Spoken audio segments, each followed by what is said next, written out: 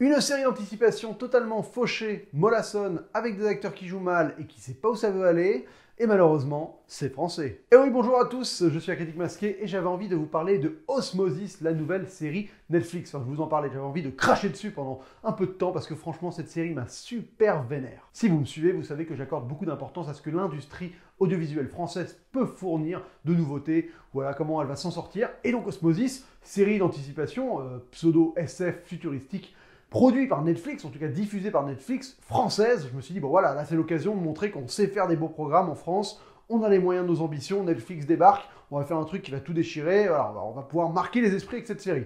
Et non, c'est une catastrophe. Osmosis, le principe rapidement pour vous résumer ce que c'est, ça parle d'une start-up qui développe une manière de trouver l'âme sœur. Voilà, on injecte une espèce de pilule, il y a des nanorobots qui se développent dans notre cerveau, qui vont aller scruter tous les espaces dans notre tête et réussir à nous montrer qui serait notre âme sœur parmi toutes les personnes qui existent sur Terre, voilà, grâce à des infos sur les réseaux sociaux. Bon, c'est hyper tiré par les cheveux, mais pourquoi pas, le concept de base, ça marcherait bien pour un épisode de Black Mirror. Ok, genre qu'est-ce que tu fais si on te dit que ça c'est ton âme sœur, comment tu gères ça? Voilà, t'es supposé être l'amour parfait avec cette personne. Est-ce que c'est vrai, est-ce que c'est faux, est-ce que tu peux te fier à cet algorithme ou pas? Ce genre de questions. Bon, le problème c'est que là, c'est développé sur une série de 8 épisodes de 52 minutes, donc autant dire que ça rame sévère. Ça rame sévère parce qu'en plus c'est une série qui est ultra fauchée. C'est peut-être le premier truc qui saute aux yeux, c'est-à-dire que la série se passe quasiment intégralement dans un bureau, une espèce de bureau pourri. Je déteste les designs, mais globalement, je déteste tous les designs de cette série.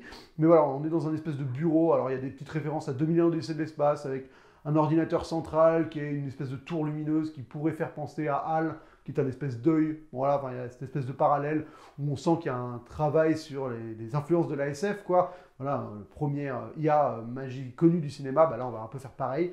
Sauf que là, il s'appelle comment? Il s'appelle Martin.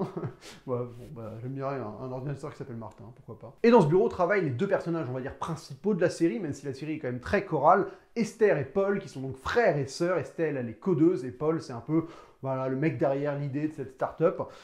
Et c'est là où on touche déjà le premier point horrible de cette série, c'est les personnages. Il n'y a aucun personnage attachant. C'est-à-dire que tous sont des connards, quoi. Esther, elle est imbitable, du début jusqu'à la fin de la série.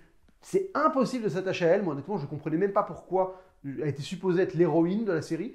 C'est-à-dire qu'elle a une espèce de quête où elle veut réveiller sa mère qui est malade, elle veut la sauver, et tu sais pas vraiment pourquoi. Enfin bon, tu découvres des trucs, mais je veux dire, c'est un point où c'est saoulant parce qu'elle va faire des actions qui vont mettre, on va dire, qui vont causer des problèmes à tout le monde sauf elle, juste pour réveiller sa mère. Mais tu sais, c'est partir d'un postulat qu'un enfant veut absolument réveiller sa mère, enfin, un enfant qui est quand même âgé, tu vois, elle a 35 ans dans la série ou 30 ans, et elle veut absolument réveiller sa mère. Et tu te dis, putain, ça aurait été l'inverse déjà.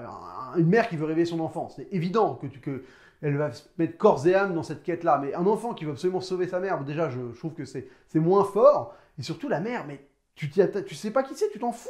C'est une meuf dans un lit, voilà, on t'a dit c'est ma mère.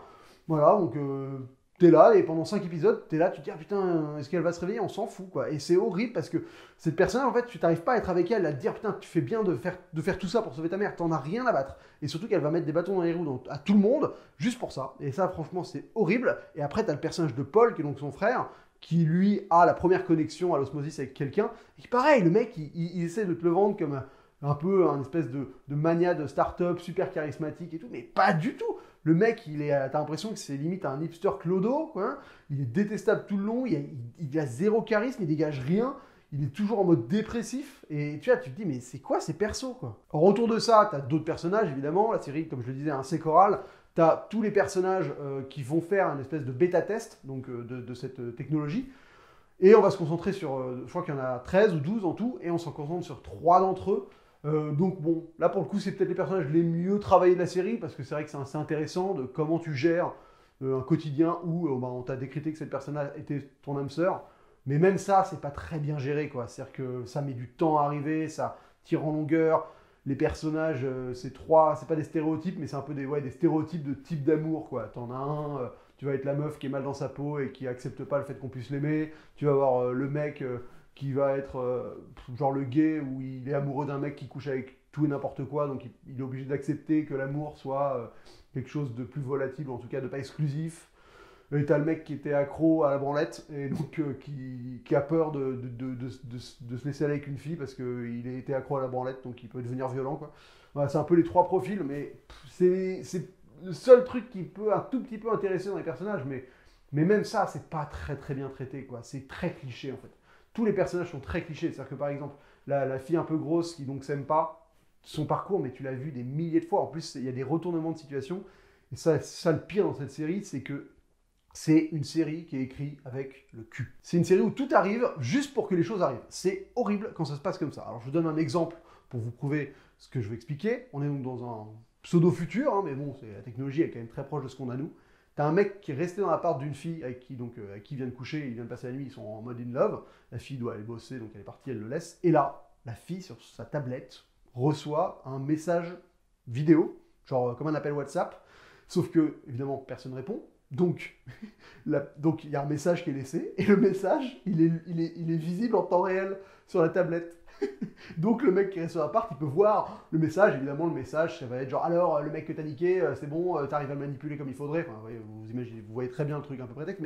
Mais comment t'oses faire ça en 2019? Déjà que le coup du répondeur qui se lit en temps réel, alors que la personne qui écoute le message est laissée dans les vieux films, déjà ça paraît bizarre, mais là, à l'heure actuelle, t'envoies un message FaceTime et t'as quand même ta gueule qui apparaît, même si tu laisses le message, et la personne qui est dans la pièce peut t'entendre, mais c'est ridicule, enfin tu vois, c'est grotesque. Et ça, c'est juste pour pouvoir provoquer ce retournement de situation qui fait que le mec va être vénère contre la fille, et donc la fille, bah, elle va pouvoir rechanger son état d'esprit. Enfin, et ça, c'est systématique. Les personnages font des choix juste pour que ça puisse provoquer des choses dans l'histoire. Donc par exemple, Esther, la personne principale, va choisir un mec dans une étude. Tu sais pas pourquoi, t'as l'impression qu'elle a envie de l'aider, et qu'en fait, quand il commence à arriver des problèmes à ce mec-là, on n'a plus rien à battre. Et genre, ça fait que ça, en fait. Ça développe un petit truc pendant quelques minutes, quelques bribes d'épisodes, et un coup, pouf, les personnages changent et ça passe littéralement à autre chose, en balayant totalement ce que ça avait été commencé à construire avant, quoi. Et donc, bah, t'as des espèces de bribes d'intrigues comme ça, qui finissent par pas du tout être cohérentes les unes avec les autres, et c'est horrible. Et le pire, c'est peut-être cette espèce de volonté de dépeindre un côté futuriste, mais pas du tout crédible et en plus totalement cheap. Tu sens qu'ils ont eu zéro pognon pour la faire, cette série. Ça qui est plus flippant, c'est que c'est une série qui est vraiment fauchée, quoi. Et ça fait trop chier parce que je déteste quand les gens décident de créer un univers, mais en y ayant à peine réfléchi. Un exemple débile. Mais encore une fois, je suis sur des petits détails, mais pour moi, ça veut dire beaucoup dans ce genre de cas. La meuf, tout le temps, elle parle avec une intelligence artificielle, avec une espèce d'oreillette, comme si elle avait les écouteurs iPod, là. Les trucs sans fil, là. Donc elle a toujours une oreillette dans les trucs. Mais par contre, dès qu'elle téléphone, elle chope son téléphone et elle appelle avec le téléphone avec l'oreillette de l'autre côté. Mais c'est débile. Enfin, juste, t'as quelqu'un qui a toujours un écouteur sur lui, qui est connecté à tout son système, à tout son ordinateur. S'il passe un coup de fil, évidemment qu'il le passe avec son oreillette. Il va pas se faire chier à sortir un téléphone et à avoir le téléphone de l'autre côté de l'oreillette. Enfin, c'est totalement crétin. Et ça arrive tout le temps dans cette série. Et ce n'est que ça. Voilà, la manière dont il dépeignent le futur, c'est comme les messages WhatsApp, genre de trucs là.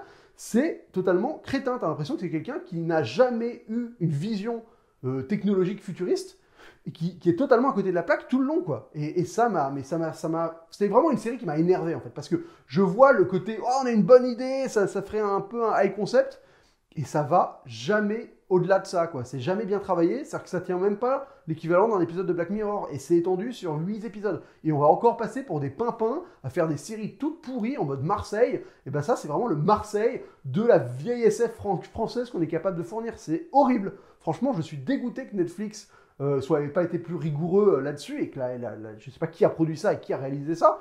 Enfin, j'ai vu le nom de la showrunneuse, mais ça n'a pas de race, quoi. C'est vraiment de la grosse daube. Et tu vois, il force tellement. Je me rappelle, il y a une réplique dans un des épisodes vers la fin où il y a une meuf qui arrive en retard à un rendez-vous et qui dit « Je ne peux pas accuser le trafic, il n'y a pas d'embouteillage dans Paris depuis 25 ans. » Mais qu'est-ce que c'est que cette phrase?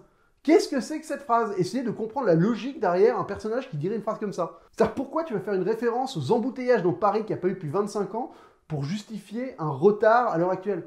Enfin, toi, c'est un truc qui n'a pas de sens, c'est un truc que personne ne dirait sur le moment. Ça fait vraiment le scénariste qui veut te montrer l'évolution du monde dans la bouche d'un personnage, mais sur le moment, c'est totalement incongru de sortir une phrase comme ça. J'aimerais bien trouver une analogie pour vous expliquer à quel point c'est grotesque, faire une comparaison avec autre chose, donc je vais chercher un peu. J'aurais pu payer par chèque, mais je ne vais pas le faire parce que ça n'existe plus depuis très longtemps. Mais pourquoi tu dis ça? Enfin, quelle est ta raison de dire cette phrase? C'est bizarre, quoi. C'est un peu ça, tu vois. Bon, à part nous expliquer qu'il n'y a pas de chèque dans l'univers, ta phrase est totalement incongrue, quoi. Et je te dis, en termes de dramaturgie, il y a vraiment des trucs mais aberrants. Donc il y a par exemple tout un mystère, un moment, quelqu'un qui disparaît, donc il y a une espèce d'enquête, et je spoile pas vraiment, et un moment où tu as quelqu'un qui a on va dire, les réponses à toutes ces questions, qui apparaît, et le personnage est là, et donc la personne dit, mais vas-y, explique-moi tout ce qui s'est passé, qu'est-ce qui s'est passé? Et la personne répond, texto, ah non, non, non, là je suis fatigué, je te raconterai ça plus tard, j'ai besoin de dormir beaucoup là. Et donc tu attends tout un épisode pour avoir une réponse que tu attendais depuis 5 épisodes, juste parce que la personne est fatiguée. Et tu te dis, mais comment t'oses faire ça? Enfin non, ça fait 5 épisodes que la personne cherche quelque chose, au moment où elle a le moyen d'avoir la réponse, tu lui dis tout de suite. Enfin, c'est immédiat, c'est genre, et là, d'avoir ces astuces de scénariste, c'est mais minable, quoi, minable. Et franchement, c'est parsemé tout le long du truc, t'as des facilités de scénario qui sont mais grotesques, quoi. Tu sais, c'est le genre de série où t'as un mec qui va faire le discours sur l'application qu'il est en train de créer, le truc, ça fait depuis 3 ans qu'il bosse dessus avec son équipe, mais au début de la série, ils doivent le lancer dans 15 jours, et donc il va faire un speech qui va expliquer tout le truc à son équipe. Comme si ça sortait de leur... Genre, ils venaient de l'inventer. Mais non, les gars, ça fait 3 ans que vous bossez sur le Schmilblick, tout le monde sait de quoi tu parles. Pourquoi tu fais un speech maintenant pour expliquer genre, alors, Osmosis, c'est cette technologie. Et oui, donc vraiment avec ça, on va réussir à changer le monde. Mais connard, on le sait, ça fait 3 ans qu'on bosse ensemble pour le créer. Encore heureux que je suis au courant de ce que tu m'expliques, tu vois. Et c'est ça tout le temps. C'est-à-dire qu'ils prennent le spectateur pour des crétins. Il y a des espèces de moments où ils vont te rabâcher les trucs qui ont été dits dans l'épisode d'avant en mettant des voix off, juste pour pouvoir t'expliquer au cas où tu n'avais pas suivi, quoi. Et c'est que des trucs comme ça, quoi. Et donc mais moi, je déteste quand les séries sont écrites avec vraiment un côté laxiste, quoi, où ils sont pas rigoureux et ils te prennent pour des crétins en te rabâchant les mêmes choses systématiquement. Et ça, c'est ça tout le long. Tout est prétexte, tout est bidon. Et au-delà de ça, la série part dans tous les sens, elle sait pas du tout où elle veut aller, t'as pas cette espèce d'unité de thématique et de propos qui fait que tu vas vraiment suivre une ligne conductrice et être de plus en plus dedans, quoi. Non, t'as vraiment des sous-intrigues qui débarquent et qui se désamorcent et qui redébarquent, et c'est naze, et t'as quand même le summum d'un moment qui est peut-être, pour moi, le moment le plus ridicule de l'histoire des séries télé récentes, mais je rigole pas, j'ai éclaté de rire en le voyant ce moment-là. Donc, bon, c'est un léger spoil, mais de toute façon, je vous conseille tellement pas de regarder cette série que ne vous l'infligez pas, honnêtement. T'as une meuf qui donc, elle se tape son intelligence artificielle à un moment. Donc voilà, elle est dans un espèce de monde virtuel où son intelligence artificielle est personnifiée par un mec, et ils sont sur une barque, au milieu d'un côté très idyllique, un côté vraiment voilà, campagnard, bucolique, c'est le terme. Ils sont en blanc, habillés sur une barque, donc elle a un casque de... Enfin, c'est comme si elle était dans un monde virtuel, quoi. On ne sait pas trop comment elle est connectée, mais elle l'est. Et donc, ils sont là, et il y a quelqu'un qui met un virus dans cette intelligence artificielle. Et donc, tu as le mec, donc ça, c'est dans la vraie vie, dans l'ordinateur, quoi. La meuf, il y a quelqu'un qui débarque dans le bureau et qui met un virus dans un ordinateur, une clé USB, quoi. Et véridique, l'intelligence artificielle, dans le monde bucolique, il fait comme ça, il fait genre oh, on m'a mis un virus. Oh non, il faut que tu viennes m'aider dans le vrai monde.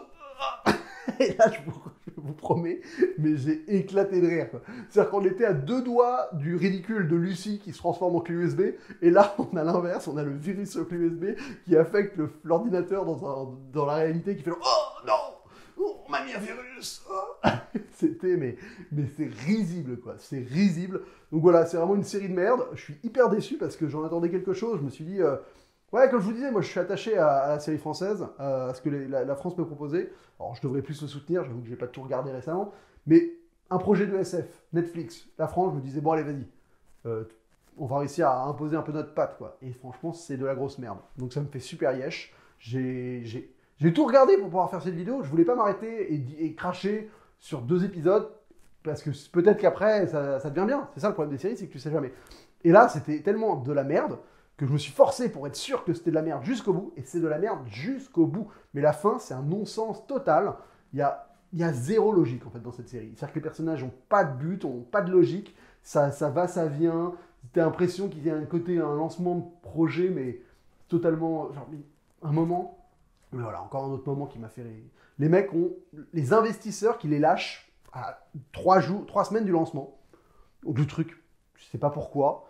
Mais vraiment, tu sais pas pourquoi. Hein. C'est-à-dire que le truc, ça fait 3 ans que tout le monde en parle. Ils sont à 3 semaines de lancer. D'un coup, les investisseurs disent non, mais là, en fait, votre projet, il est un peu touchy. Enfin, vous le saviez avant, les gars. Ok, donc les actionnaires lâchent le mec. Donc, ils ont plus de thunes. Tout début, c'est comme ça que ça commence. Et donc, le mec, il fait un Facebook Live. Enfin, t'as l'impression, en fait, il allume une caméra, il est en live. Il est en live par genre. Il est vu par genre 300 000 personnes tout de suite, quoi. C'est vraiment l'événement, le truc. T'as l'impression que tout le monde regarde son putain de live. Et le mec, il est là, il dit, ouais, bon, on va quand même réussir à sortir le truc et tout. Mais mec, fais un crowdfunding. T'as 300 000 personnes qui sont attachées à tes lèvres quand tu parles de ton projet, ils sont curieux. T'as besoin d'un peu de thunes pour terminer ton truc, bah fais une précommande, je sais pas moi, enfin, c'est comme ça que ça marche. Et tu sens que le truc, il n'y a pas de logique derrière le modèle économique du bitonio. Et donc ils vont aller chercher du pognon chez des investisseurs qui sont évidemment des gens qui ne sont pas recommandables, ce genre de trucs. Enfin, tu vois, et tu te dis, mais c'est grotesque, ça n'a aucun sens. Donc voilà, je vais arrêter de cracher dessus, c'est déjà trop long. Bon, bah en tout cas, c'était tout pour ma critique ou mon pétage de câble, mon coup de gueule sur Osmosis, la nouvelle série Netflix de merde. Je vais reprendre mon chapeau, hein, c'est juste que là j'avais mon petit béret de... Mon petit béret! Bonjour, je voudrais une baguette de pain, parce que je suis français, monsieur. J'ai un béret. Et là, je suis un révolutionnaire cubain. Je vais aller libérer la Cubanie. Écoutez, c'était tout pour cette vidéo. On se retrouve très vite pour une prochaine. Et d'ici là, j'ai envie de vous dire... Ah non, avant de vous quitter, sur Utip, j'ai mis dans la boutique Utip, sur mon lien Utip, vous pouvez, si vous voulez, acheter un scénario de court-métrage que j'ai fait. Voilà, donc ça se lit. Alors c'est peut-être un peu... Ça coûte 1 euro. C'était un prix que j'ai mis comme ça. C'est un thriller, 10 pages, ça s'appelle Le Cueilleur de vie. J'aime beaucoup ce scénar, j'aimerais beaucoup le réaliser un jour. Voilà, c'est sur un... Bah, vous verrez, sur un meurtre et quelqu'un qui est condamné à mort. L'a-t-il fait? Ne l'a-t-il pas fait? C'est un thriller.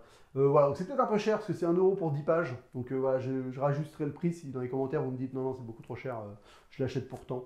Mais voilà, je ne veux pas le mettre gratos parce que je trouve ça. Vous payez pas pour regarder mes vidéos, donc quitte à au moins ce qu'il y a un produit payant que je peux fournir, mais pas cher, je m'en fous, c'est juste un peu un côté symbolique quoi. Et comme ça me permet aussi de mettre un peu d'argent de côté pour réaliser d'autres projets. Parce que c'est vrai que c'est le nerf de la guerre, l'argent, pour réaliser des projets cool. Voilà. Bon, bah, en tout cas, merci beaucoup d'avoir partagé, enfin d'avoir regardé cette vidéo jusqu'au bout. Et on se retrouve très vite pour une prochaine vidéo. Et d'ici là, bonne toile!